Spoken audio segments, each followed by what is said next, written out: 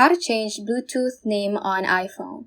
Hey guys, welcome back to the channel, and in today's video, I'm going to show you how to change your Bluetooth name on your iPhone. Without further ado, let's get started.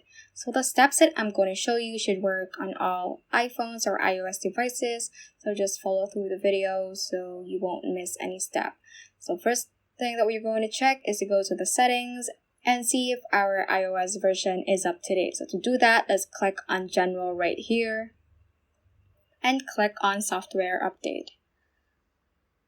So as you can see, it is currently downloading the update, so you should have the latest iOS version for you to be ensured that you will have the latest features within the Settings app or any other app within the iPhone that you have.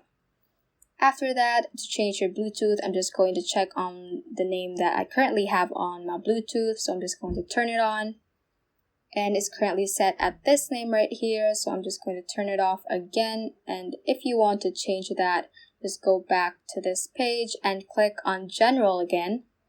And click on this About option right above the Software Update.